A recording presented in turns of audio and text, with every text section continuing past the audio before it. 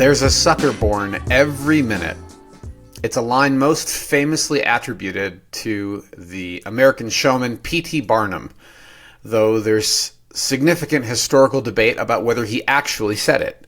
Many historians believe that the quote was actually said by one of his rivals when Barnum created a replica of a giant statue that drew crowds. This rival was supposedly quoted as saying it in frustration at the public's gullibility. But regardless of its true origin, the saying has become permanently linked to P.T. Barnum and his philosophy of entertainment and public spectacle. And the reason we're talking about it today on the House Einstein podcast, and welcome to the House Einstein podcast, is because, well,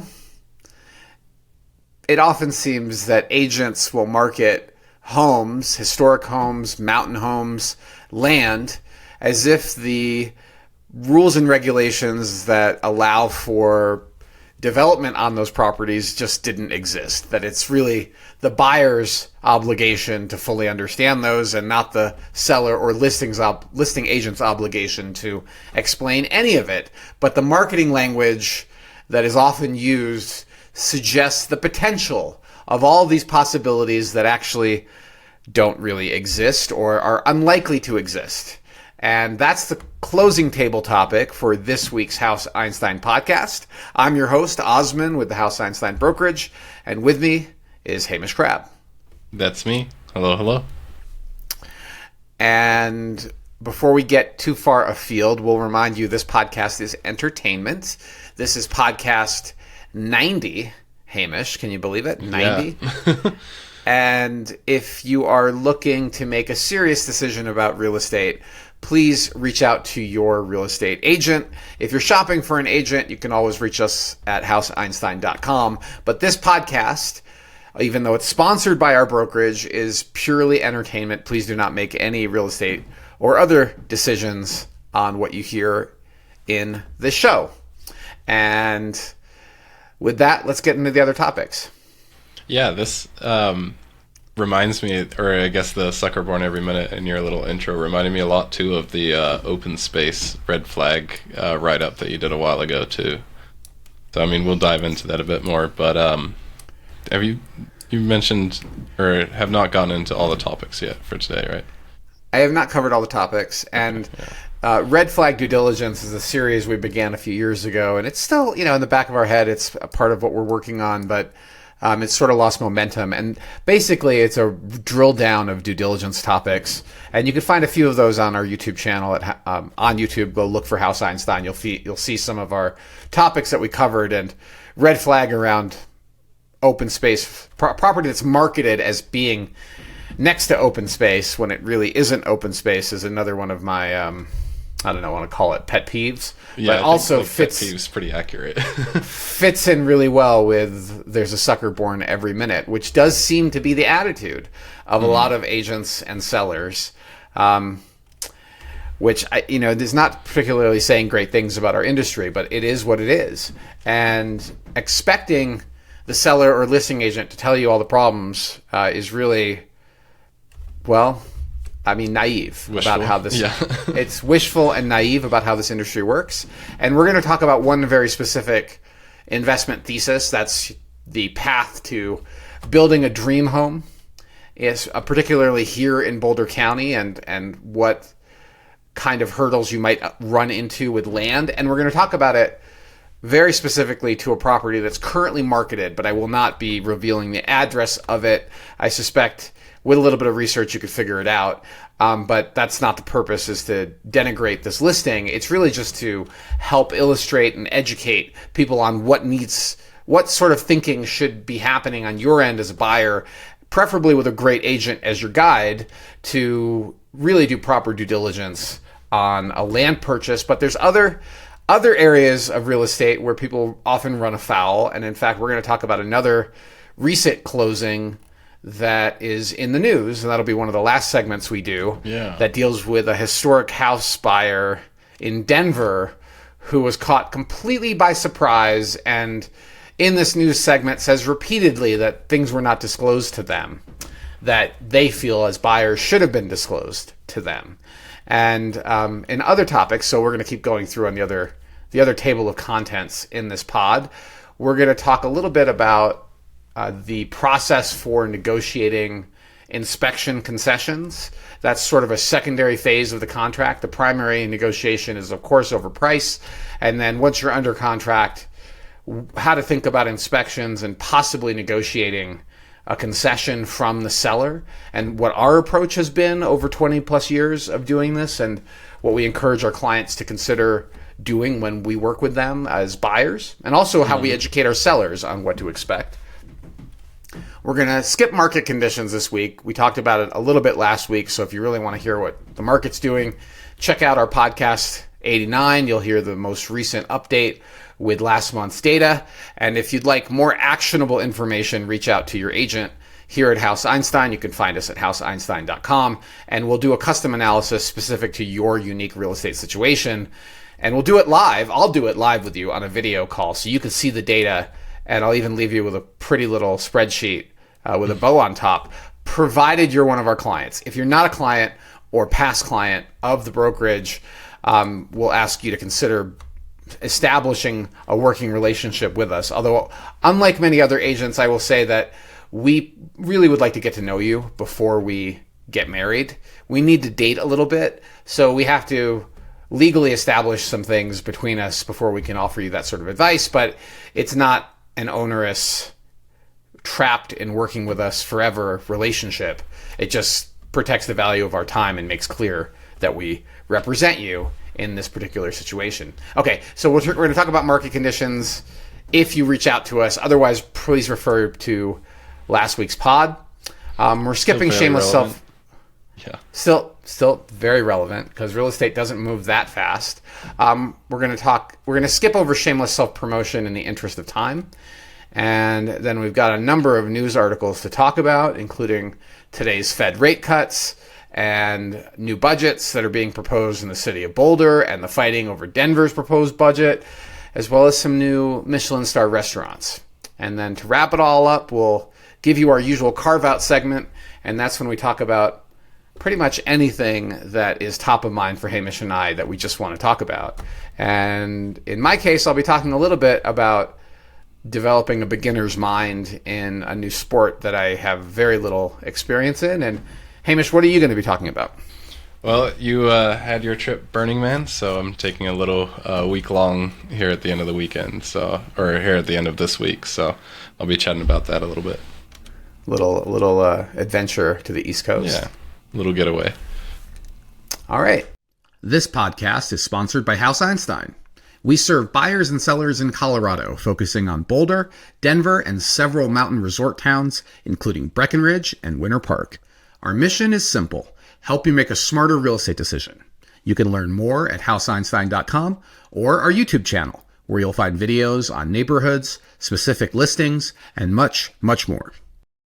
So what precipitated our closing table topic about suckers being born every minute and the way properties are often marketed without really hinting or even disclosing at all what some of the risks may be is often a source of frustration for me in the brokerage. And I feel like people are not doing a great job of vetting their agent to check whether their agent really has a philosophy of advocacy and due diligence. And this is unfortunately what often happens, is that people will buy a property and then discover after the fact that there are problems that actually prohibit them from doing what they want to do.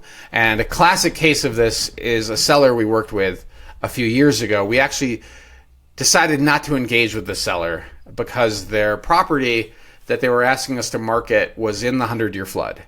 And they were in complete denial about the market impact of the 100-year flood. And even though we laid it out for them very plainly, they wanted to price their home as if it wasn't in the 100-year flood.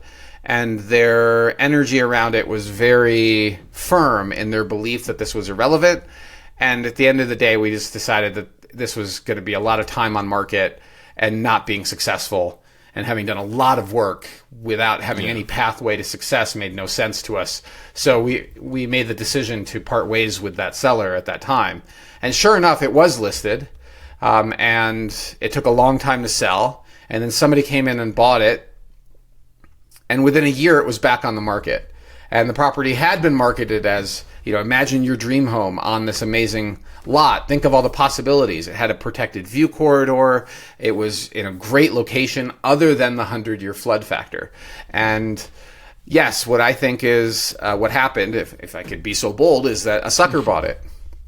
A sucker that did not do their due diligence, a sucker that was poorly advised by their agent, who had, even though I'm sure they knew, how could you not know after how many years this agent has been in the business, they declined to explain the restrictions to their buyer. Do you know if it was listed in the MLS, like flood-wise? It was. I'm pretty sure it was listed correctly. Yeah. Yeah. It was listed correctly, but unless you're paying really close attention, you're not going to catch that. And at a certain price range or a certain property type, you're very likely to have a cash buyer. So there's no flood insurance requirement when there's a cash buyer. And in the jumble of paperwork where there's a flood cert that's been produced by the title company, you may see that it's on the 100-year flood, but it may not even occur to you that that's an issue. It's a 100-year flood. One in 100 years, right, was what people think, that I'll have a major flood. It's fine. Or there's a 1% chance. It's fine. Yeah, and 1% every year. And unfortunately, that sort of thinking results in people being caught off guard and having a very unpleasant surprise when they go visit with an architect or they try to file for permits themselves and discover all sorts of problems that are going to prevent them from doing what they really wanted to do. And lo and behold, within 12 months, that property, and often within 6 months, that property is back on the market. I've seen this story play out over and over again, many times in my 20 plus years in real estate.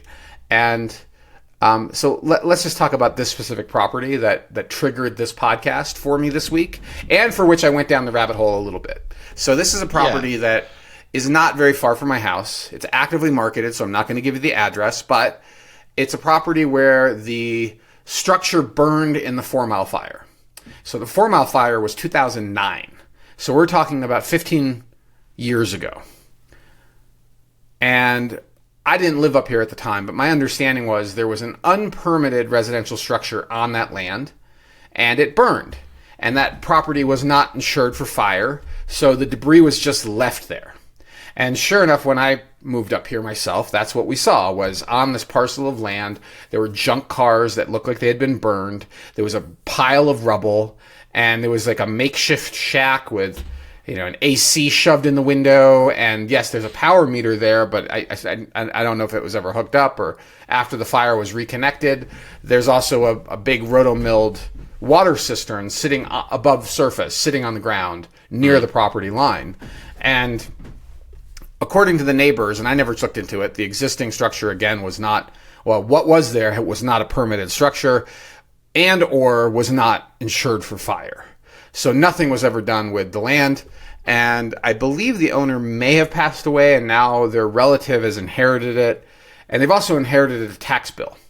So the taxes, as everyone knows, have gone up dramatically in Boulder, and what might have been $100 or $200 a year suddenly became $800 a year.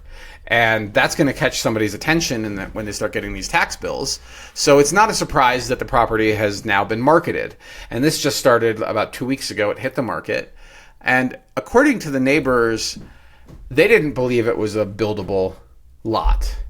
And so this is a really important factor if you're purchasing land anywhere in Colorado, not just in Boulder.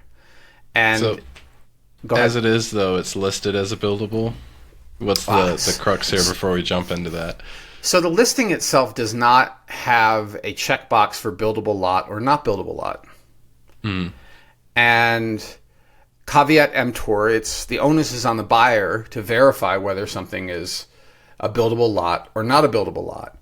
And in the late 1970s, I think it was 1979, there was a statewide piece of legislation that mandated 35 acres as the minimum size for a buildable lot. And that was on top of that, counties layered additional rules. So if it had not been part of a platted development or a future platted development, and you own, let's say, 20 acres of land and you forever thought, I'll build my dream home on this. Well, once that rule passed, it was no longer possible. Yeah. And from people that were here at the time, I've heard there was a scramble to get your lot certified as a buildable lot, to get that determination letter once that legislation passed. And people that didn't do that had less than the required 35 acres of land, lost the value of the potential to build a home on that land. But lots and lots of properties got grandfathered in because there was an existing structure there, right? There was a house or what was deemed a house. And so if you're shopping for land and you see the listing description say something like build your dream home, it implies that it's a buildable lot. And this particular property uses language like that in the listing description. And meanwhile, I had heard things in the neighborhood that said, maybe it's not actually buildable. And I thought, okay, well, that's interesting. I wonder if they have gotten a buildable lot determination letter, i.e. a letter from the county that says you can build a home here. Because I would be very, very reluctant to use any of the language that was being and is being used in this listing without that letter. And lo and behold, when I looked it up, it looks like there is a building lot determination letter on file. And this, you're looking like county website? I'm looking on the MLS in the additional documents. So kudos to the listing agent. They actually went and got a letter. It's dated July 29th of this year from the Community Planning and Permitting Office of Boulder County.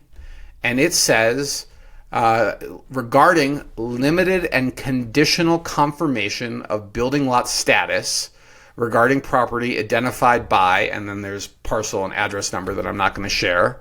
And it says that the Land Use Department researched the history of the parcel, and the Land Use Department's research was based on the application you provided, deed research, the county zoning and subdivision regulations, and information in the Land Use Department files. As a result, we have determined that the parcel is, and it's in all caps, is a legal building lot. This determination is limited and conditional because it confirms only that the parcel is one legal building lot eligible for certain potential development. Because and this is in all caps, or sorry, this is bolded. Because other county regulations must be complied with before a building permit can be issued for development on the parcel, this letter does not represent that the parcel can be developed for any particular structure or use. Okay, so that's very interesting, and it goes back and references letters and notes in the file from the 70s, from the planning director in 1977, from a planning manager in 1991, and then goes on to say, owners and prospective purchasers of the parcel are advised that future development of the parcels may require county building permits and or discretionary zoning or land use review. Okay, so kudos for the listing agent. They got a letter that at least confirmed that it is a legal building lot. Sounds exciting. And the price, frankly, looks really low. And this property has... The price is super tempting too, right? Especially the price for Boulder. Is tempting. It's a generous amount of land. It does have great views. And it does have one fairly flat buildable site, making construction practical and versatile. And now let's talk about reality. Let's talk about those pesky little regulations you may have to comply with to actually get, even though it's a legal building lot, to actually get your building plans approved for a single family residence. And it's called site plan review. That's the process in Boulder County. And they're going to look at things like setbacks from property lines, roads, and any sensitive environmental areas. They're going to also look at access to ensure legal and safe access, particularly if it does not front a county-maintained road, which I can tell you it does not. And the reason I know that is because I pay to have the road graded. I'm that close. Me and several of the neighbors, and this lot too, should be paying, but I don't know if they have been, to having this road graded at least once a year. And the road is also maintained by the people that live up here in the winter with plowing. There's a reason I own a plow truck. And it's because the county doesn't maintain it.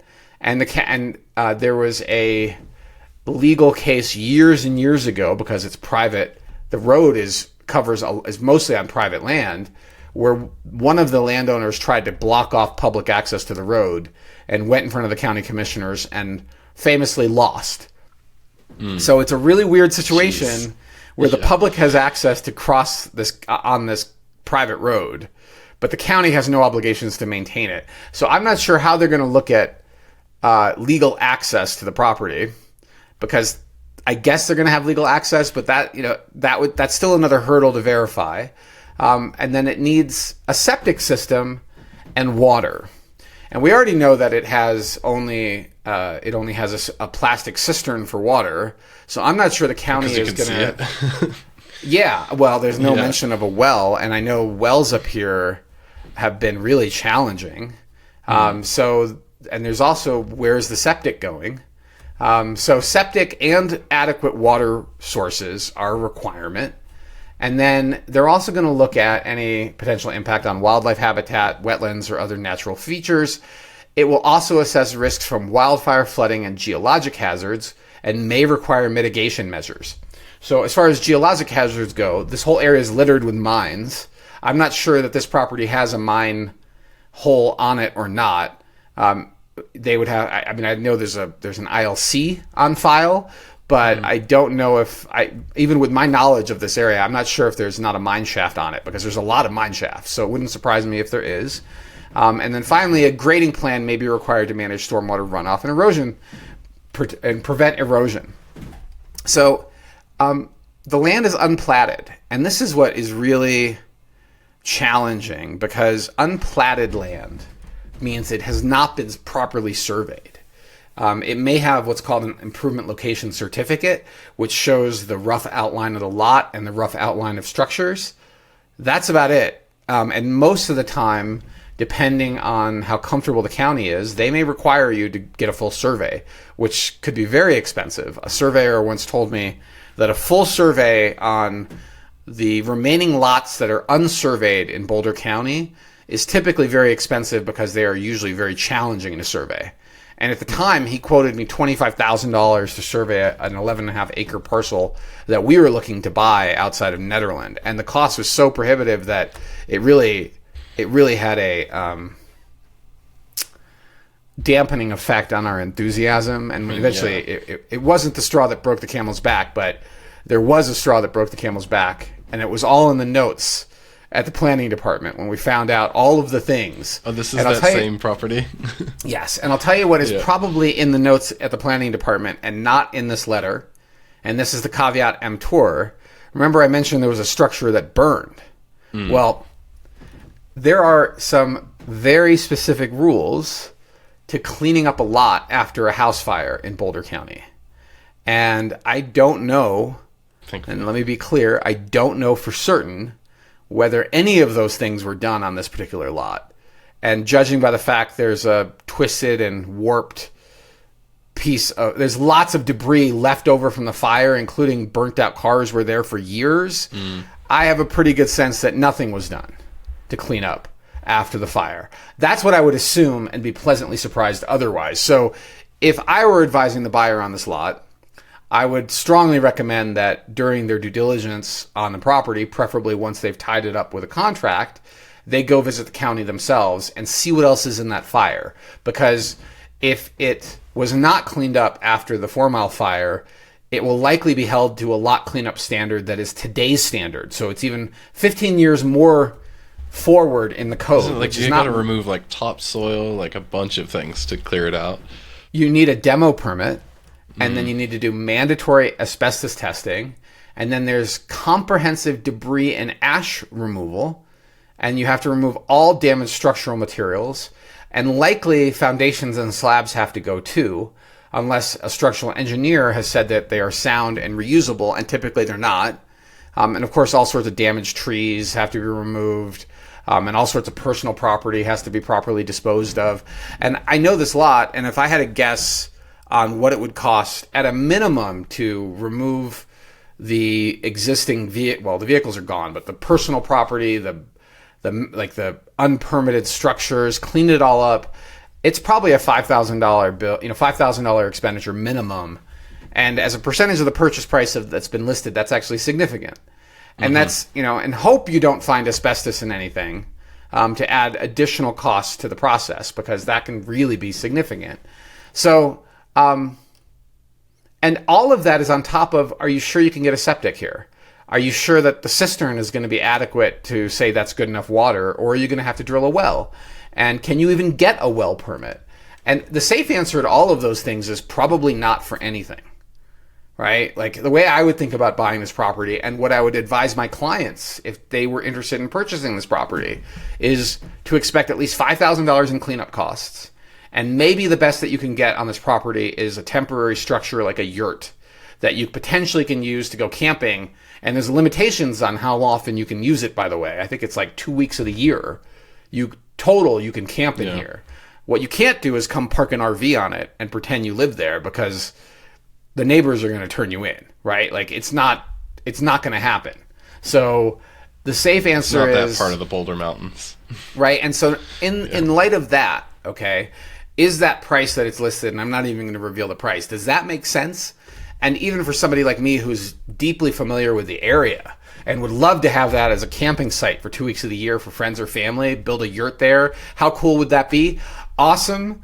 But I would assume that's after all the cleanup. You're then going to spend the money to construct a yurt. And then maybe you'll get to use it 2 weeks of the year. And if you're really nice to your neighbors, maybe you could sneak in more time that you're not using it officially. I don't know what to say. Like, you're allowed only a certain amount of time. And the county it is takes up to who's enforcing it. So it's also neighbor specific too, right? I would just assume the neighbors care. And leave it at that, because it's better to assume the worst and plan. Especially when you're investing like this. Yeah. It's plan for the worst, assume, and hope for the best. And planning for the worst is, even though it has that building lot determination letter, all of the other rules that allow for a permitted structure here have to be complied with. And it's a steep lot with only a little patch of flatness in various spots. It's on a private road where the neighbors expect you to contribute to the maintenance of, and it may or may not ever be able to build on this lot due to water and septic constraints, or maybe it would allow something. But don't forget, the county also has rules now about allowing for a property that's larger than the median house size in the neighborhood. So it's not like you can build a mansion on this, because those aren't being allowed currently under Boulder building code. So back to caveat emptor. This property is, the first sentence mentions dream build and the unbeatable price. It talks about all the sweeping views and surrounding peaks, although it really has a city view, to be frank. It doesn't really have views of the surrounding peaks. But I live nearby. It's a great location. And I would love to see somebody build a home there, actually, to be completely frank. Like, I'm not opposed to the building. It's certainly better than the junked cars and burnt out structure that's been there in the years I've lived here. But, and I would love somebody else to help pay the cost of grading and snow removal, because it falls to, it's a coalition of the willing. There's a couple of people that we send the bill to and they just never pay. So we cover for those people. And they are just not willing to pay for grading or snow removal. So they're sort of on our neighborhood hit list as bad neighbors. But everyone else, most of the neighbors pay. And some of the neighbors even physically help each other out to clear the road. And we took down a tree earlier this year that had blocked the road. I guess we didn't take it down. We just cleaned it up. It's a very neighborly place. It's a great community. But what frustrates me is the amount of due diligence that would be required to conclude that this is a good deal at the list price. And the higher probability is somebody buys this not knowing what they're getting and planning for a dream home and getting crushed by the cost and the limitations. And within a year or two, they have it back on the market, hoping to get their money back. So, like, sure, the buildable determination letter isn't enough as it is. What would you see that would make you think, or give you an idea that, would you want to see like a septic permit pulled or approved for, or like a source of water before you're like, well, okay, now it's looking more and more like this could be buildable? So the safest property is one that already has a structure that's legal and permitted on it, even if it's an old structure. And already has a well that you can test, already has a septic system that you can test. It takes massive amounts of risk off the table. What you see is what you get. And you should still check to see if the structures on the property were permitted or not. And don't be surprised if they're not fully permitted, and understand what the repercussions of that are. Primarily that you will be required to bring any additions up to code, retroactively permit them to today's code, not to whatever year that work was done, which sometimes was in the 70s.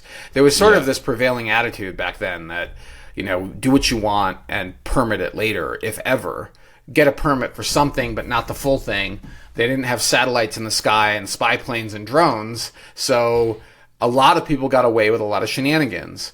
And in the mountains surrounding Boulder and throughout Colorado, you'll see that. But at least if there's an existing structure and there's an existing well, an existing septic, and the power's turned on, that this is a functioning house. You can also qualify for residential mortgage rates, and there's a lot less risk.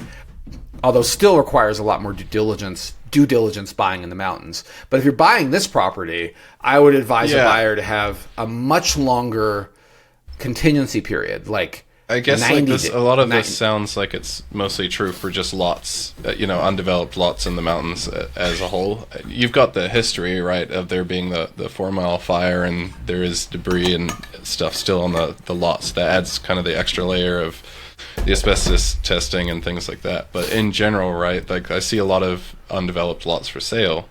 They all kind of have this level, like, I mean, who knows, maybe the heir of this land is listening to the podcast and is like, oh damn, like I've got this piece of land and I want to get it up for sale. What hurdles should I be jumping through now to put more, I guess, to give the buyers more faith? Well, we strongly advise our clients adopt an attitude of disclose, and don't just rely on wishful thinking and a dumb buyer or dumb money to come in. That's the title, the thumbnail we're going to use. Hoping for dumb money. Sometimes you get lucky, but it's unethical if you know better and you listed this property knowing better, and you're sort of you're what's that line from you're capitalizing on someone else's misfortune or it's the basis of real estate. People have this dream of, I'm going to build a dream home, and they see land at an affordable price and they get all excited and they don't know what the hell they're doing, and they write a check and they buy the property, and typically it's cash or it's a personal loan, so the due diligence provided by the bank is virtually nothing. And so the due diligence is completely on you, and then you have a very, very expensive education process when you realize that you can't do all the things you thought. And the contract is really clear that the seller had no obligation to disclose the building rules, right? Like the seller is not required to disclose building rules. And Boulder County in particular has onerous building rules. So what I'm suggesting is that due diligence, of course, across the whole state of Colorado when buying land is really important. And all we've described so far is what I would consider elementary due diligence. Like this is not rocket science. This is what most agents should be advising their buyers to be doing. And then if you happen to live in a location like we do here in Boulder, you should have additional familiarity with the additional rules and regulations, which can be quite onerous. Boulder is known to be a difficult place to build a home. It's our reputation as a county and as a city that the regulatory burden is massive. So we tell that to every one of our buyers, whether it's a historic home where they might be subject to historic review, or it's in a historic district, so double layer, it's older than 50 years, and you're in a historic district. Like walking in the door, we tell them front 3 walls, don't expect to ever change. Yeah. Back wall, we'd rather the worst case. Yeah, you might be able to go out the back wall with an addition, but just remember that the way the community thinks about this asset is it's not yours, it's the community's, and you're just caretaking it. So they're going to be in your business, with a historic property, and with land. We cover a lot of what we just talked about. So I feel like whether you're buying in Boulder or anywhere in the county, you should be doing at least the basic level of due diligence. And there's a portion of that you do before you write the offer, and there's a portion you only do once you tie up the property with a contract, because you shouldn't be doing in-depth due diligence on a property that you don't have a legal right to purchase. Because you could be doing due diligence is not free. It's very expensive in time and costs money. And you could be doing all of that, spending your time and money while somebody else is negotiating a price and putting it under contract and basically wiping out all of the value of your due diligence. So basic assumptions, put the property under contract, and make sure you have enough time to check the boxes of all the more in-depth things that you should be exploring before you go to the closing table. And if something, like let's say that you put this under contract and you found out a septic is not possible, or the cistern that's on the property already in place and hasn't been touched in, who knows, 15 years, already in place, that's not adequate from the county's perspective for a water source, you should be terminating the contract and getting your earnest money back. It's unfortunate that buyers pay for what the seller should already know. But that is how it is. Yeah. So, and I'll add one more piece because this listing description refers to the improvement location certificate as a survey, and an ILC is really not a survey. That's a distinction I never quite get. Well, I mean, I don't remember if you remember what they told us in real estate school, but ILCs aren't even good enough for a fence. Like if there's a legal dispute over where the fence goes, an ILC is not good enough to make that determination. You need a real survey. It's called Improvement Location Certificate. It's a good ballpark. It may be enough for a permit to be issued, but that's at the county's discretion. And if you're close to any of these lines, they may tell you, nope, we need a full survey. And now that I'm looking at it, hold on. I'm looking at the ILC that's provided. It looks like there's no landmarks that mention the mines that are to the east of it, but I know there are mines over there. So I think, they did find the Bessie lode. Oh, I shouldn't mention too much. With that said, I think we've covered this topic pretty thoroughly, Hamish. Yeah. Buyer beware. Do your due diligence, and don't be the dumb money that gets excited by what looks like a good deal, but turns out to be a nightmare because of the history of the property and the additional regulatory burden that's put on, even if there wasn't a fire 15 years ago, the additional regulatory burden that's put on by the planning department to actually get a permit in this location. And if you don't have a thorough understanding of those things, or a buddy really in the planning department. Yeah, or somebody in the planning department that can educate you. So the good news is this, I will give you this. The county and the city have been very helpful to me and my clients as we do our due diligence. They want you to understand. And so you just need to make the time to have a meeting with them and have the right questions to ask so that you fully understand what the limitations are on this property. And it's really important for unplatted property that is mostly being sold on its potential. Yeah. When it's marketing the potential, and I don't know, it doesn't rub me necessarily the right way, but I'm curious on the full story. I don't know if we'll ever know it. Let me just read you this, okay? Just so you understand what you're getting into. All debris from the site must be transported to a licensed landfill that is approved to accept fire debris. The hauler must be properly licensed, and the debris must be contained during transport to prevent the spread of dust and contaminants. Boulder County also has a strong waste diversion and recycling requirement, and you may need to provide documentation of compliance. Would say it. I mean, I'd imagine that there's a contractor that you could have that would make sure that the waste is covered while transportation, and but it's not your handyman.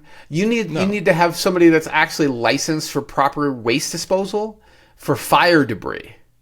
Like we have lots of experience with this because of the Marshall Fire. Over 1,000 structures were burned. It's not casual. It's actually very in depth, and I can tell you, I don't think this property was cleaned up at all. So yeah, good luck out there. And my 5,000 back of the envelope number, if I were thinking about it, could be way low. That's low. Yeah, I think it could be super seriously low. It could be twice that. So especially like asbestos abatement, like yeah. I mean, I often say when my clients look at a house in town, and they're like, "This would be a great lot," and I'm like, "Yeah, the house is done. It's really dirt value, but it's not dirt value as if the house isn't there. It's dirt value minus the cost to deconstruct the house. That's the real value, and that means you need to factor that in when you're looking at the comps compared to a bare lot that didn't have this structure that you have to spend $50,000 deconstructing. And the city itself has gotten its ass handed to it by buying things without doing their due diligence. The asbestos in the Alpine Balsam project, the hospital, ballooned the cost to deconstruct it massively. I don't have those numbers right in front of me, but I think it's like double what they thought it was going to cost, if not more. And delayed the timeline massively, which also inflates the cost because of inflation. And we rushed to buy it, and in that case, the city of Boulder was the dumb money. Yeah. Well, should we move on? Let's move on. Okay, have I hammered the point home enough? Have I? I think so, yeah. Okay. And I will add that, look, again, it is true that due diligence is at the onus of the buyer. But who you choose to represent you, there are agents that will encourage you to do thorough due diligence, and there are often agents that would hope you look the other way and aren't smart enough to know what you should know. And in other words, there's another saying about this. There's the things you don't know that you don't know, right? And then there's the things you don't know. So if you're doing your due diligence, you don't know a bunch of things, but then there's a whole bunch of things you didn't even know you didn't know. Right? Yeah. As you learn, there's two different types of unknowns. The rabbit hole opens up and you find out all these things you didn't know in addition to the things you knew you didn't know. And so it gets deeper and deeper, and the longer you're in this business, the more you know, and understanding whether your agent is really acting as your advocate and in your best interest, or if they just want to get a deal done and get paid, is vital and probably the most important part of buying a home anywhere. It's particularly something with as much risk as buying land. We've got another example right later in the news segment as well.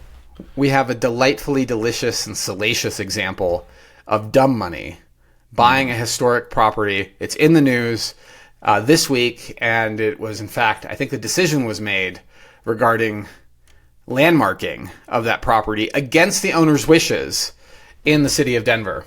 And we'll talk about that in the news. Yeah. Tales from the trenches, Osman. You had a... All right. I don't want to give away too much. I'll let you walk the line between what's disclosable and what isn't. Let's move on. So this segment it relates to the process for undertaking inspections and how to handle that with a seller. And there are all sorts of ways to handle it.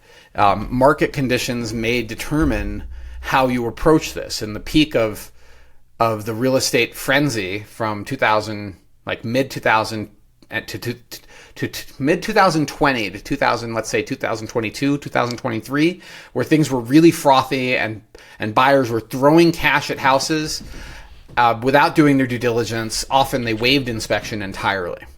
And what we were advising at that time was having sort of a back of the envelope expectation over inspection issues, and maybe focusing your exits on some high dollar unexpected discoveries if you wanted to be competitive. But in no case would we advise a buyer that the best thing you could do is waive inspection, because there's just so much that could happen. At the minimum, do inspection for yourself, you know? Well, I mean, sure, but if you want to do an inspection just for your own knowledge, but know that if you waived it in the contract, you can't get out. So in a more normal market environment, which is what we are in now, the contract strongly favors the buyer and contains within it very clearly circumscribed time periods that your agent is responsible for filling in the dates on that allow you to conduct a primary inspection and do your due diligence on all sorts of things, not just on the property and the inspection. And some buyers look at that as an opportunity to renegotiate the deal for things that they expected. And that doesn't usually go very well, right? So let's say you saw cracks in the driveway when you were walking up to the property, and it's really clear the floors are in bad shape. And on your inspection objection, which is the legal document that it's like Martin Luther's list of complaints you're nailing on the door of the deal. Yeah. You're saying that there are cracks in the driveway and the floors need to be refinished.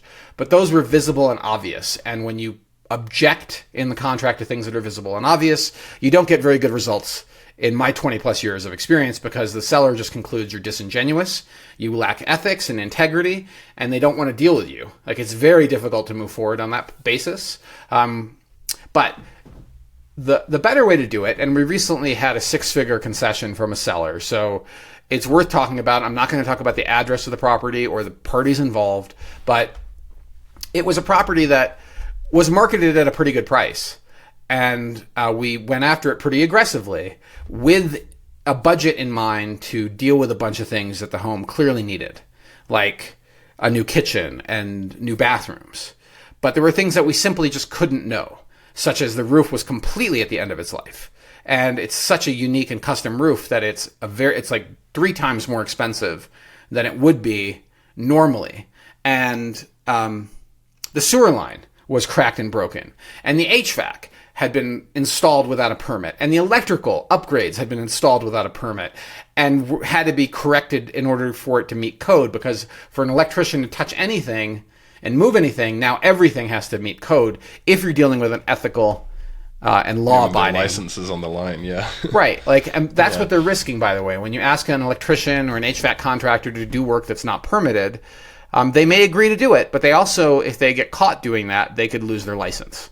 And so that's why I know of a plumbing company that their name is not on any of their vehicles. They all cruise around with white vans with dark windows doing unpermitted work at budget prices because they know they can make a lot of money doing it that way, and they don't want to get identified. So they're sort of the plumber, and they like to be paid in cash. Like, okay, they're out there. These people are out there. And that's okay that you choose to do it that way. But just keep in mind that on inspection, if they did things that were not to code, you could potentially find yourself dealing with a difficult to resolve inspection negotiation. So we usually tell our buyers the biggest negotiations on the initial price, right? Like, you may get nothing from the seller. The seller is not under any obligation to give you credits or make repairs to things you find. And you really should be happy with what you know about the property and the price you got in the beginning.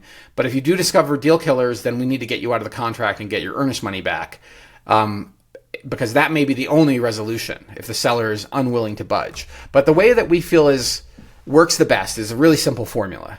Is it truly a surprise? Could it have been visible and obvious to you when you wrote the offer? Was it previously disclosed on the seller's property disclosure? If it's truly a novel discovery and it's a significant health or safety issue or structural issue or some limitation that was put on the property, then it's fair to object to it. And what we usually advise is you kind of structure these into the trades when you write up the inspection objection. That's one of my secrets, is if you just put it the way the inspector wrote it, it's overwhelming to the seller, and they just panic. But if you put it in a way that breaks it out into the trades, it's a little more digestible, it's a little easier to negotiate, and you probably aren't going to get everything you want. Like, if you ask for $200,000, you might get $100,000 if you're lucky. And it may just be that the best thing, again, is to just get out. And the most interesting part, and this is true of this last inspection, and this is something to keep in mind if you hired that agent that only cares about money, you're asking the agent to negotiate against their financial interest. Yeah, because which always was a little bit strange to me, right? That these, as a buy side, you're going there to negotiate on the buyer's behalf when your own personal interest is in your financial interest. Yeah. But the interest in being aligned to who you are as a human should, in my opinion, should supersede your financial interest. But there's the whole fiduciary responsibility part of the agency as well. Kind of breaks it down. There is, and it's really clear, and that is how agents should behave. Buyer's agents should be fiduciaries. They are fiduciaries, and they should be acting always in their client's best interest. But this particular process of negotiating a better deal on the house, the first negotiation and then the secondary negotiation that sometimes happens over inspection issues, are often directly opposed to an agent's own personal financial interest, which is why sometimes agents will push for a credit rather than a reduction to the purchase price, because the reduction to the purchase price hits their financial interest. But a credit is, the money is the same to the buy side. The seller is still paying the commissions on the original negotiated purchase price. Interesting, yeah. And recently, and in this recent deal, our clients actually had reached a point of okay with what the seller proposed. And they were nervous about pushing for more money. And I told them, I think we could push for more money. And they allowed me to do that. And I was able to get them an additional $20,000. And only after, in the preparation of this podcast, as we went through the show notes, Hamish, did I do the math. Yeah. And that we push, figured out what that takes away from you. right, that cost me $560 to get my client $20,000. And I'm totally happy to have gotten them that $20,000. It wasn't even remotely a consideration as we did this whole process. For some agents, it might have been, but for me, it was irrelevant, and I didn't do the math until this podcast. So I jokingly say that those clients are paying for our closing dinner because I paid for it already. But I'm not going to push for that. They're too sweet and lovely for me to whip out that sort of snarky nonsense at the end of the deal. But they're totally thrilled, and it worked out. And it was textbook negotiation. So the other piece is that how do you come up with the dollar amounts for what you can't just come up with it out of thin air. So you really should be getting contractors and written estimates. And the contractor should be legitimate and well regarded in the local community. And presenting all of that to a seller as these are truly documented inspection issues that you did not know about. Here are the real numbers to deal with it. And then negotiate over those real numbers. And one of the things I like to say about, like, for example, roofs. Let's say the roof is at the end of its useful service life. The inspector recommends it gets replaced. You call the roofer. They verified that the shingles are done. The roof is done. It needs to be replaced. What we usually try to get to is halfway. Because when you wrote the offer, you certainly weren't expecting a brand new roof. Yeah. So if the cost of the roof is $12,000 or $20,000, how about half that cost as a credit? Doesn't that sound fair? And I honestly, I do think it's fair. It doesn't just sound fair. It is fair. So it's helpful to remember to be fair to both parties and remember that both parties have to agree to it to be able to move forward. I was going to say, I know there's a decent amount of buyers that in their head or kind of the way that they look at it is like, I'm going to write this offer, sure, but we're totally going to get it back in inspection. And more think that that's like where they're going to make up for all their outlay when it's. But the problem is you may not get fair. Yeah. But you may not get anything back. Mm-hmm. So what I tell sellers is expect at least to pay the cost of the inspection, because mentally the buyers have that number in their head. It might be $800 to $1,200. So at a minimum here in Boulder, expect they want it back. Yeah. expect to pay for the cost of inspection, even though that's really not what you're paying for. That's a good rule of thumb. But the people that go in thinking they're going to get something on inspection can sometimes be sorely mistaken. The seller may feel like they gave up too much on the initial negotiation and don't want to give you anything.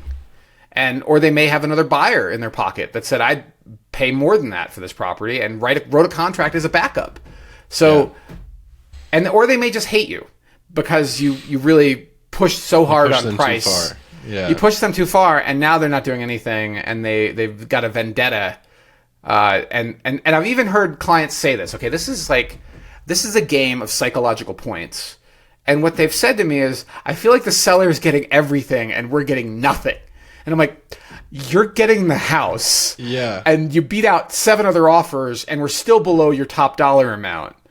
And they're now regretting that they went under contract with you, so they don't want to do anything else. You're still getting an amazing house. Yeah. Like, it's a game of emotional points. You get lost in the nitty-gritty when the whole thing is you're buying a house, right? Like, this is you got the right house. That's the Yeah. most important thing on the buy side. And for the seller, what I try to do if I'm representing the buyer is give the listing agent something to show the seller they're working hard. So begin the negotiation for $100 and end at $50 or even $40. And make sure your buyer knew that that's where we're probably going to end up, because you need the listing agent, you need the agents involved to be able to go back to the principals and show they got them something. You have to be, that's called a planned concession. It's it's not that advanced as a negotiation concept, but it's so important, because if you think you're going to get 100% of what you're asking for, you're almost always sorely mistaken, because the other side has to go back to their principal with something. And so that typical approach results in happiness for both parties. Or as I sometimes say, if both sides are really kind of unhappy about where we ended up, it's probably a good deal, because neither side is thrilled with how this deal went. Yeah. If one side is gloating about it, we haven't really done our job very well as negotiators. Mm-hmm. Yeah, no kidding. And that's why, by the way, even if you exceed your client's expectations and you got way more than you ever thought you would get, never, ever, ever tell the other side. Never gloat. Always act like it was a deeply painful concession, because they want you to feel emotional pain on the other side. And so that is the magic of good negotiation, is you don't really know what was a planned concession and what was not. And so, like, this is why I tell buyers when we're, let's say we're negotiating on a stale listing and we're trying to get a deep discount, and they're like, they ask, do you think we'll offend the seller? And my answer is, I don't know if we're going to offend the seller or not, but if their agent's doing their job, they're going to pretend to be offended, no matter what our number is. That's really what they have to. They have to pretend to be. Oh man, they have to flinch. That's negotiation. You should expect that. And they often look at me like I'm crazy, but that is really classic negotiation. The tactics. agent on the sell side is going to try and drive up the price as much as they possibly can, right? Well, that in theory is their job. Yeah. In theory, their job is to maximize sale price and limit hassle and limit liability, reduce the probability of getting sued for non-disclosure afterward.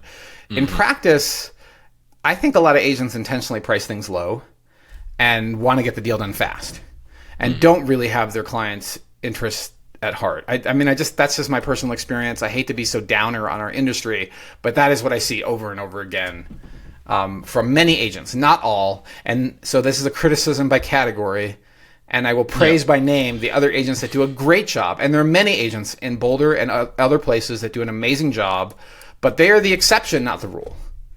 They are maybe 10% of the agents I interact with really care about advocacy, care about due diligence.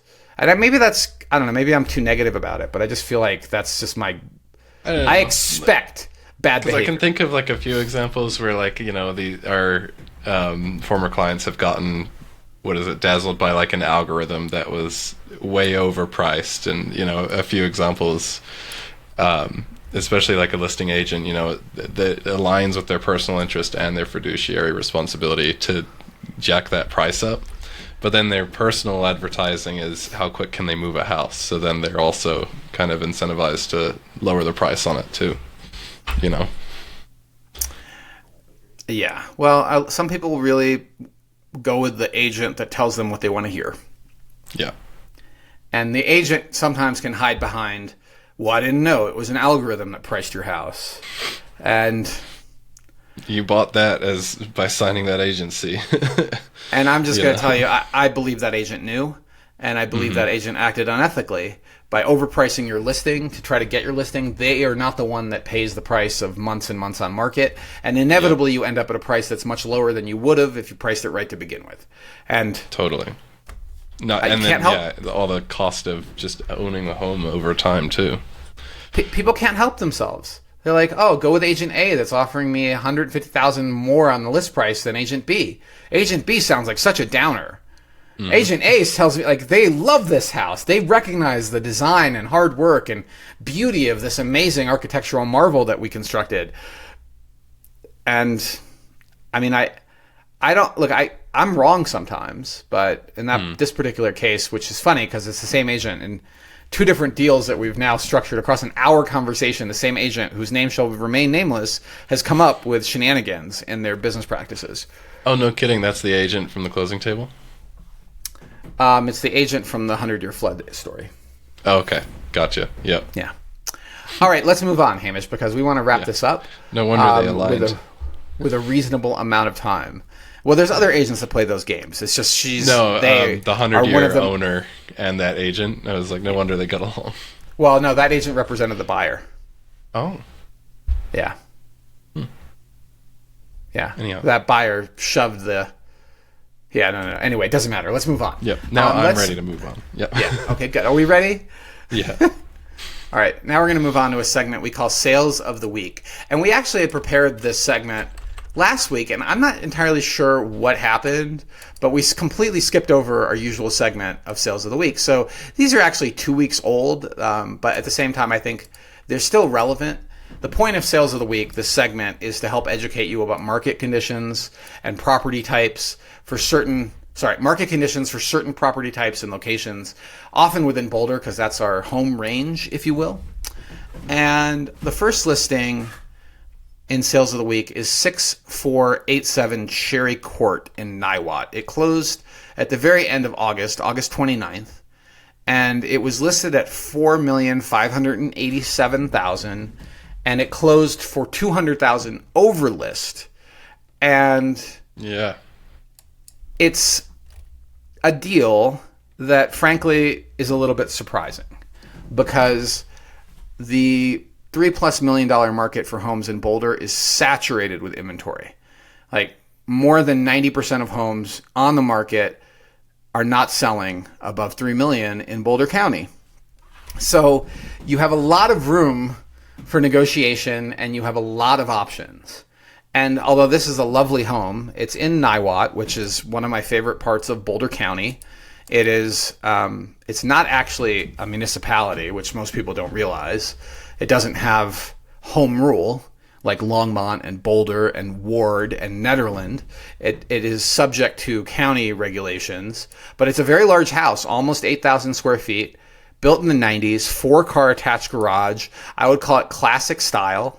Like, it looks a little Nantucket-y to me, actually, where I originally cut my teeth in real estate. And 6 bedrooms, 7 baths, it's on a full acre lot. So fantastic property on all of those things. And the interior looks, a little bit dated, but not horrible. And I think my notes are that there wasn't a lot of work between sales. No. When you look at the condition of the last... I've got the last listing in the show notes. Yeah. So the old listings in the show notes from 2016. And back in 2016, which was not a horrible market, it took 310 days to sell. 310 days to get an offer, 338 days to sell. And when you look back in listing history even further to 2010, at that time, it took almost a full year to sell. So 364 days, literally to the day, a full year, 365 actually at the very bottom. So now you have 3 time periods. Nope, go back even further. So the house was built in 1995, so it's the same house, okay? In 2007, it took 155 days to sell. In 2004, this one sold pretty fast. It went under contract within a month and closed within 2. That's reasonable. And then all the way back to 2002 is on the MLS. And that sale took well over 2 years to sell. So this is a home that has a track record of taking a long time to sell. And at least during the last listing period from 2016, it doesn't look like it had a lot of updates. So what in the world would justify going over 200,000 above list? I don't see it. I mean, I get that the county now has restrictions on large homes, right? Like, you're not allowed to build a home that's larger than the median house size, but does that really justify going 200 grand over list to get this one? I think somebody overpaid. I'm just going to be blunt, and that's my professional opinion. I don't see the value, but there could be factors I don't know about, and those factors could also be the buyer's professional time, right? People that can write a check for $4.7 million, their time is worth more than the comeback to visit Boulder again when the perfect home has hit the market. their time might be worth a lot more than 200 grand. So maybe it's the perfect deal or the perfect house for them. It just caught me really off guard because I was surprised that somebody paid cash $200,000 over list for a home in this price range and location. And when I did I've been tracking this market since 2005. And when the previous peak occurred in 2000, let's call it fall of 2006, there was well over 2 years of inventory in Niwot of high-end houses. Wow. There was a lot of houses on the market and not selling. There's tons of larger homes in Niwot not selling. And so it just surprised me. So I think that this is, and again, I could be wrong, and this is my opinion. I just don't see why this home went for a bidding war. But there could be local factors, unique factors I'm not familiar with, and that's where I'm landing. Well, I think it's kind of funny given that you chose this one last week, and this week we're talking about dumb money, and here we are. Given the sales history that you went through, I was thinking, maybe somebody had their sights on this for a long time or something, but what an interesting history on this one. And it's such a gorgeous house. But one of the things we do with buyers when you write an offer, or right before you write an offer, we offer our clients an opportunity to go through the comps. And I call it going into the war room. We need to have a video meeting or an in-person meeting where we go through the contract in detail, and we also go through the comps. And we also go through maybe what sold in the last 6 months that was similar. And we also go through what other options you would have in the 3 to 5 million range, because typically buyers at this price point have more price flexibility. Like, this is called price elasticity of demand and economics. Like, a buyer in this price range probably could go all the way to 7 or even more, and could also go all the way down to 2.5. They're a little more agnostic on where the price lands, but they typically want the perfect home for their family. Mm-hmm. And maybe this was the one. And so it's one of these things where I have not seen the house in person. I need to be a little careful, but it's not an active listing, so I'm allowed to be critical about it. I'm not allowed to be critical of active listings unless it's in a private newsletter, like our up-and-coming newsletter, to our clients. But with sold listings, I can be honest about what I thought happened here. And I think that the buyer didn't need to go that aggressive to get this house. And let's say your agent was pushing you to go higher, one additional thing you could do is write a escalation clause that says you'll beat the next best offer by 50 grand, provided they show you the competing offer that triggers it.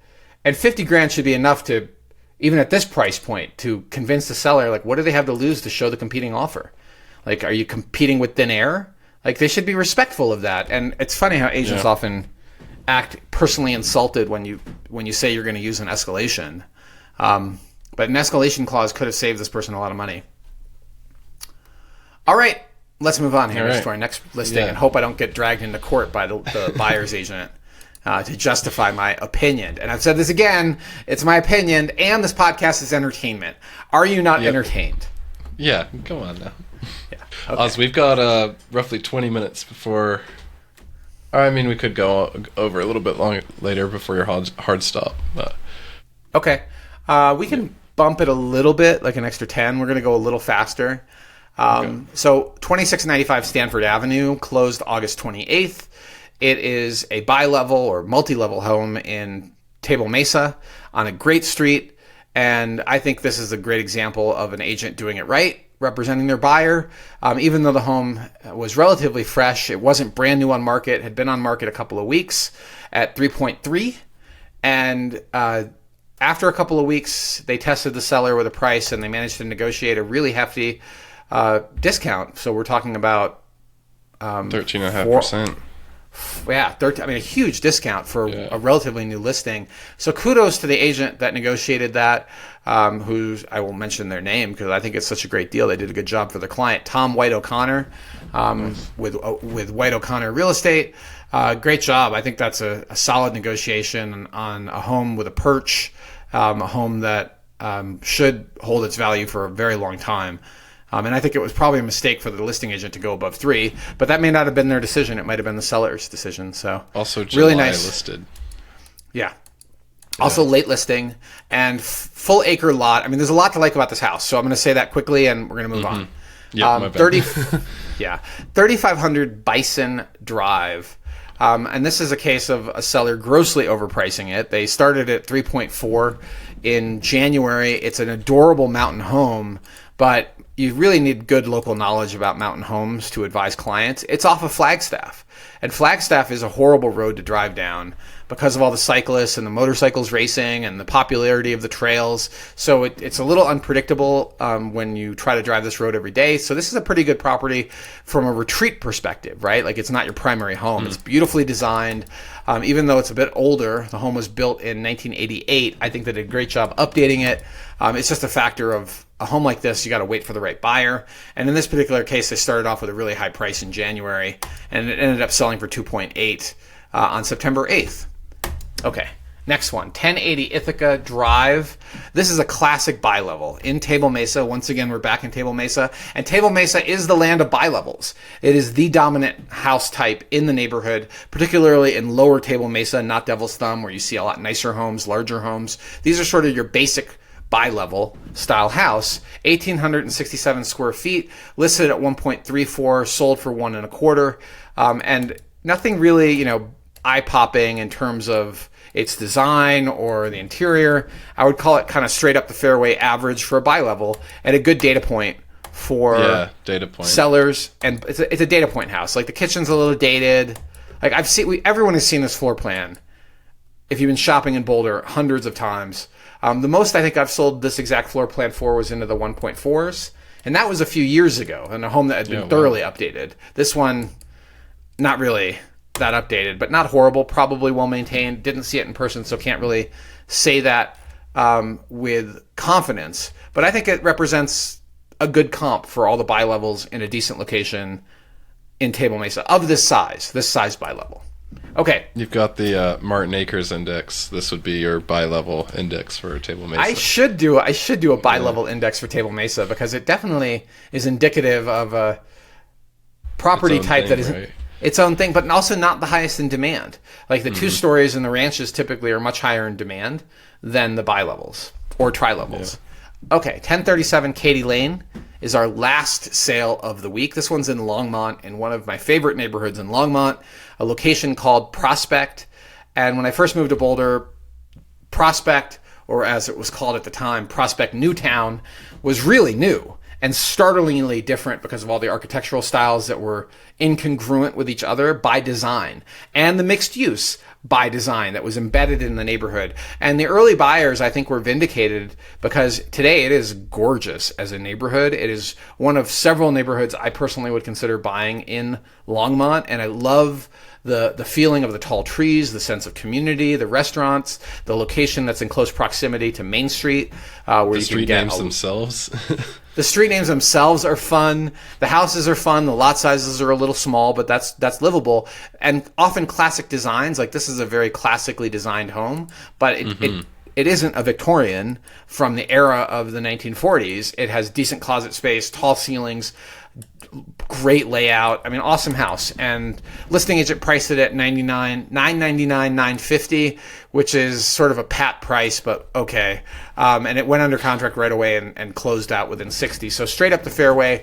Buyer snatched it within a week and a half. They paid full list, and I think they got a great house. They might be a little disappointed that they didn't get a discount, particularly because the listing agent, represented both sides. You would think if the listing agent's representing both sides, maybe you can get a little bit of a deal, but guess not. And there you go. Awesome house, 3-bedroom, 4-bath, built in the late 90s. I would own it. 2-car detached garage. Cool house. Same here. Can't beat it for $1 million. Okay, so that is, and I think priced right. So here's the thing about going with the seller's agent when you're writing the offer. Who do you think they represent? They'd have to move to a customer relationship for both, right? They have 2 options. They can do a customer relationship to the buyer, or they can do transaction brokerage. Those are the only 2 options in the deal. They can't do customer relationship with both. They already signed a listing agreement saying that they are a listing agent for the seller. And I don't know what so they could change to 2 different stances. I don't know what stance they changed to. And I don't think the buyer got a bad deal. But the buyer didn't get any advocacy or due diligence support because that's not the listing agent's job. Even if they went transaction broker, which is supposed to be neutral between the buyer and seller, it ain't really neutral because they had a pre-existing relationship with the seller. I think it's the most BS. They got flirted with first. It is the hardest position to maintain. And I tell my clients this, like I really would prefer to be representing one side and the other side's a customer because it's really hard for me to be transaction broker. And we have systems that allow you to do it, that allow us to do it. Everything goes to email. And every email is shared with both parties because that way you can't claim I didn't tell you both the same thing. And that is truly neutral, but how do you emotionally not want to advocate for the person who chose you as their listing agent? Maybe you even sold them the house originally. It's just common sense. Don't buy the house from the listing agent. Okay. Yeah. There you go. Speed run, dude. Fast. You wanted it fast. You got it fast, Hamish. I mean, it's going to be good for reels. I'm sure. Let's talk about in the news. Let's move right to it. And our first story is, I think it's CBS, right? Yep. It's from, you can watch this on YouTube. It only takes about 4 minutes. And it's about a couple who bought a home in Denver's Wash Park and didn't know about historic restrictions on the home. And somebody... Insane. Applied for landmark status on the house. And in Denver, you don't need to be an owner. You don't need to be in... You could be anybody and apply for landmark status. And that's what happened to them.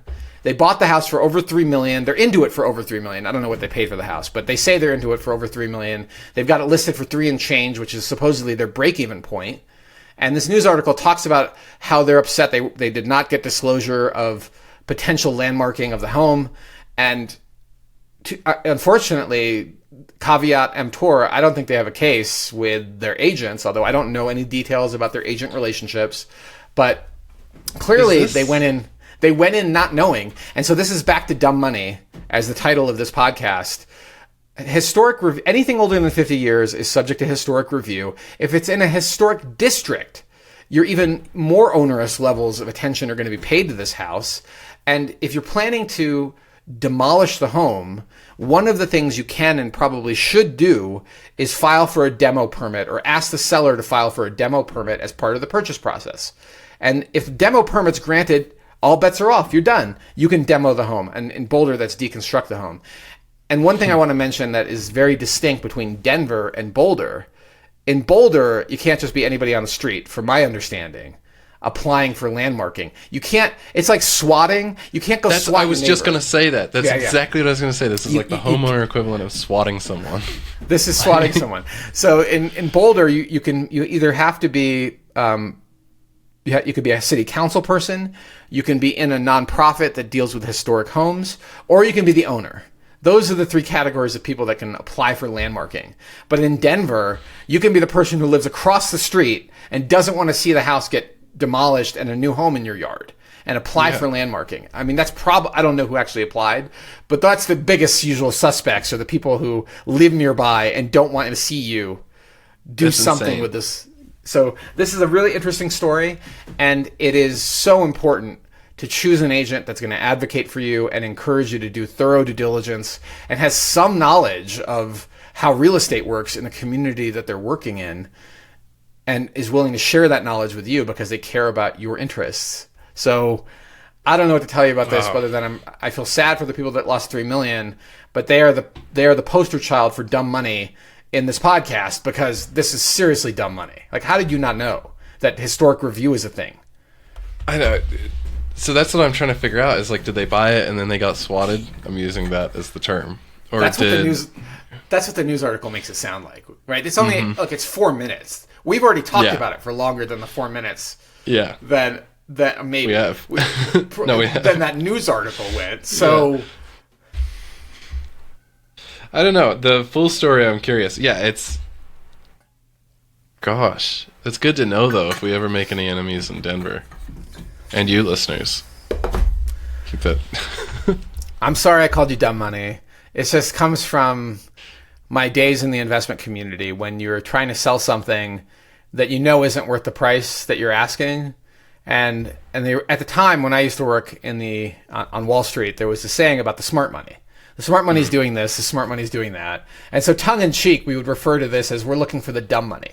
We're looking for people that don't know the real value of this thing we're trying to sell, and will jump on it because we've pressed the buttons on scarcity and social proof and other tricks of the trade for persuasion.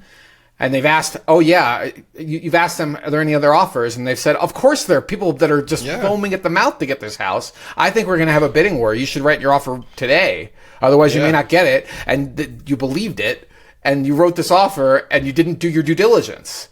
And you didn't even structure the contract in a way that allowed you the time to do your due diligence. And you chose an agent that didn't tell you about these really important things, knowing what your plans were. That's a lot of assumption, okay? I don't know that for a fact, but that sort of sounds... Look, listen to what the guy says in the video. Yeah. He says also, it. there's mold in the roof and stuff that they're talking about. And we did not get disclosures. Yeah, watch the video. Don't be that person that buys a home like this without going in with eyes wide open. Okay, next story, Hamish. Do you have any additional hot take on that? That's about it. I got a brief watch of it, but I might watch it again. This next news item is good news for some, bad news for the market. You said it didn't really report well, or the response in the market was a little bit down. I didn't say it was bad news. I just said it's typical that you... Oh, yeah, typical's fair. You buy on the whisper and you sell on the news. So Powell has, as expected, cut rates by a quarter point. There was less of a probability of cutting by half. He cut by a quarter, but also indicated the Fed's likely to cut rates 2 more times before the end of the year. And previously it was only 1 more time.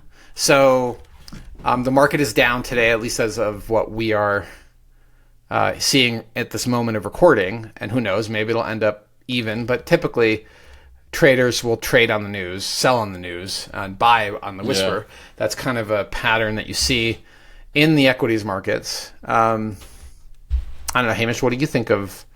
I mean, we're at 3-year low. So the 10-year Treasury trades very closely to the 30-year fixed-rate mortgage. They tend to have a very strong correlation. And the 30-year fixed-rate mortgage is now at the lowest point that it's been in 3 years. Well, I mean, okay. I'm not as well-versed, and maybe my carve-out needs to be about my continuing ed. But... yeah, my read on this is debt's going to get a little bit cheaper for a lot of people out there. Car salespeople and maybe agents are probably a little bit excited. Maybe there's going to be some more buyer activity as spending power increases for certain buyers. Yeah, that's my general take. Well, so the short end of the yield curve drops. Okay, the short end is the short duration. That's the discount rate is what the Fed controls. And then the rest of the yield curve tends to respond to that as well. So you'll get what's called a steepening of the yield curve. But that's not necessarily a guarantee that the 10-year Treasury and the 30-year fixed-rate mortgage rate on average will drop by a quarter point. A lot of people will wish that and hope that. Yeah. But there's a lot more market factors at play that drive that. It isn't bad news for where mortgage rates might be heading, but it certainly isn't one-for-one guaranteed in any way, shape, or form. There's a lot more going on that impacts rates, some of which is supply and demand.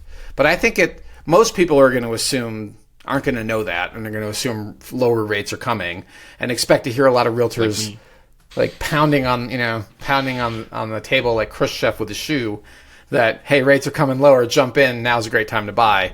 I think now's a great time to shop, but now may not be the right time to buy unless you find the right house. Yeah. Prices can still come down more. Yeah. I had a friend ask if she should lower the price, and I said, wait for the news on Wednesday and then decide. So maybe I was right, maybe I was wrong. But I mean, there's reality and then there's perception, and the perception is rates are going to come lower. So now that the news is out, cut before the weekend. Yeah. So, okay. Not her agent. Not her agent. She chose poorly. She chose. Yeah, that's another story. She chose poorly. Okay, so let's talk about the city of Boulder and Denver and the infighting that's happening over the budget. And there's 2 articles that we've linked to. Denver seems to have much more infighting happening between the county clerk, who wants more money for elections and a new building, and the mayor who's saying we don't have it. and whether or not it's a critical service or not, to have that additional money in the budget for the county clerk. And meanwhile, in the city of Boulder, our city manager wants new demo fees at $15 a square foot and wants a transportation fee issued on property owners. Still not sure what that is. And the article is so unclear on what that is so this is what it says. One proposal is a transportation fee for property owners calculated by a, quote, person trip generation methodology.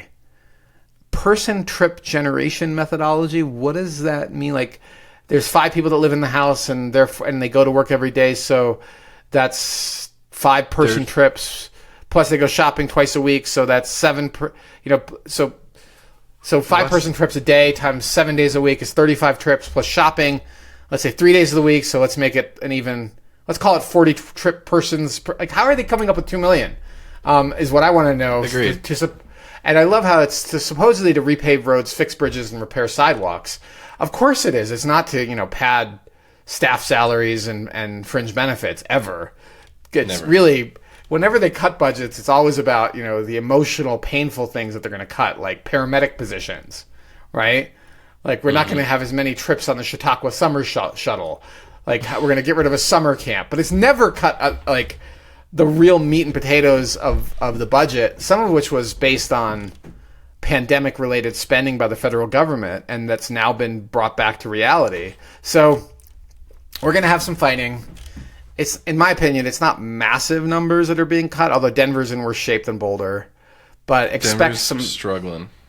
Expect some painful cuts to municipal budgets, and expect bureaucrats to do what bureaucrats usually do, which is cut the most visible, obvious, and emotionally painful things so that they can justify raising taxes and not cut the real fat from the budget. And boy, I sound awfully doji, but... I was going to say, it's very broad, so it's easy to agree with. There is here saying that they're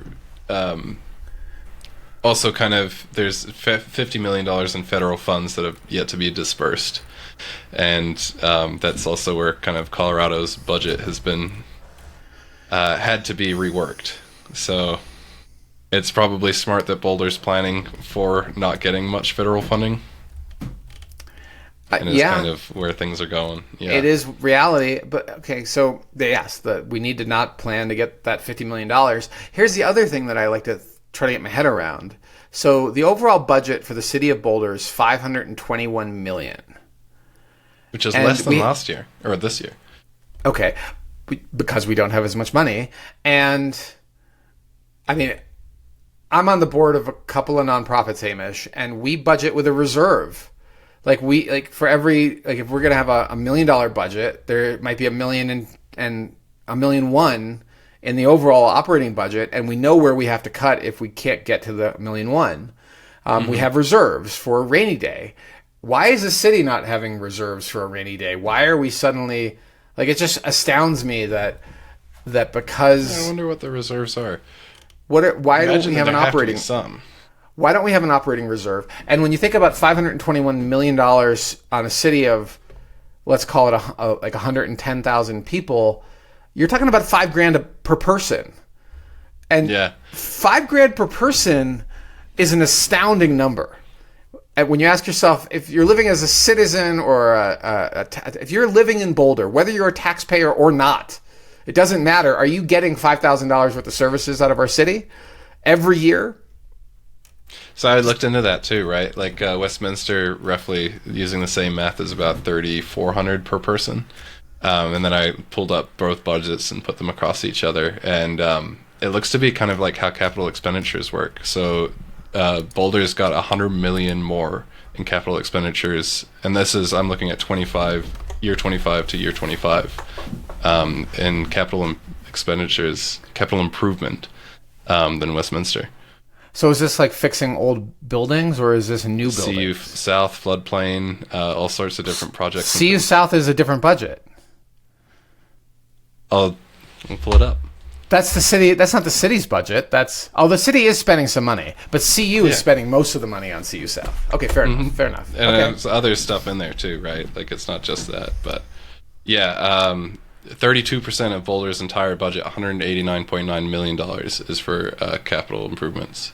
That's a lot. Wow. Yeah, and then you've got the general fund, which weirdly, like Boulder includes police separate capital improvement projects. Yeah.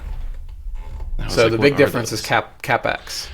I mean, there's 50 million for housing and transportation that Boulder does that Westminster does far less of, and a few other things. But so is your position big differences that you're getting what you pay for? That we get better buildings, better bike paths, better more affordable. Which one gets the most people moving there, and just got the Sundance Film Festival, and all sorts of other things. It's like the Boulder's a very wanted and in vogue city. It also, what is the one you've been saying? Is it is the slowest to lose value in times of turmoil, and all sorts of other things that make it a pretty solid city. And who knows? From an investment perspective, Boulder has been a very safe place to put your money, particularly at the lower end of the market. And particularly for single-family houses, maybe not so in Westminster. Okay, good arguments. I'm not an expert in the city's budget. I just find that number of $500 million to be an astounding number for a city of roughly 110,000 people. And I'm looking at this year instead of the proposed too. So there could be total differences. It looks like Boulder spends 5 times more than Westminster on parks and open space. And maybe we get our value's worth, right? You can ask yourself, "Our kick-ass parks." You work here too, but although you don't live in this town, but you work here. All right. I mean, look, these are great arguments, but they're arguments that I think we should be making versus arguments over we're not going to have enough Chautauqua shuttle drivers, and they're going after very emotional things when they look at what they're cutting. I would also argue to never be complacent on this stuff. We should be talking about the budget as long as we can until, and one day we'll smell shit and raise an alarm. And it's this constant tug of war. I think it should always be around, and people should be watching this stuff. We should be watching this stuff. It also sucks to see. I'd love to hear, Boulder is overflowing with money and Colorado is handing out, checks left and right. But sad news these days. Instead, they're sticking it at people that want to demo an old house with a $15 per square foot charge on top of the cost to deconstruct, and they're threatening to take away open space spending. There's just something. Something ain't right. And the quote from the city manager is, "This budget, bearing the pandemic, is truthfully the hardest budget I've ever worked on in my professional career. When you're faced with such hard trade-offs, and you know that so many in community are facing difficult economic realities, it makes every budgetary decision that much tougher." And it might be tough, but I will add that City Council did not push back, and it's in this article that City Council has not pushed back on the city manager's budget in several years. There's been they've just approved it. So there you go. All right. I think, do we have anything left else in the... Yeah, we have the Michelin one. Yeah. the good news. Yeah. Michelin star rundown. We have some new Michelin star restaurants in Colorado. I have not been to Wolf's Tailor, which just earned its 2nd Michelin star. I, of course, have been to Frasca Is in Ginger Boulder. Pig a Michelin one? A Ginger Pig ranked as a Bib Gourmand list restaurant, which I guess is sort of recognizable for reasonable prices. That's how they look at Bib Gourmand. They're right there. What a weird Bib Gourmand. What does that mean? That's such a... It was created in 1997. Memes, right? Oh, I don't know what this means, but hey, there's some cool restaurants like Ginger Pig and Mr. Oso and Ashkara.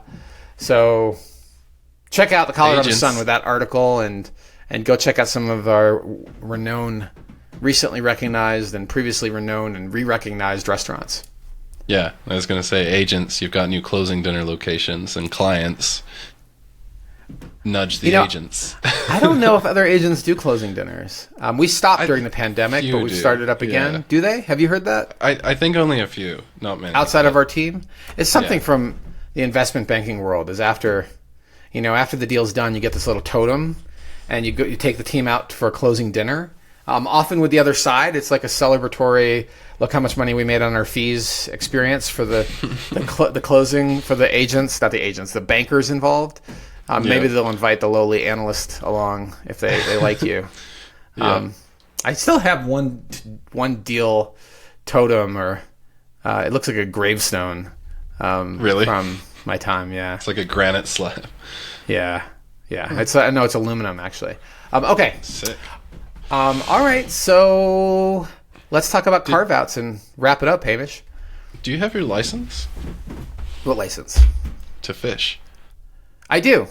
I thought you Okay. were talking about investment banking. I don't have my Series 7 or 63 anymore. I didn't maintain those.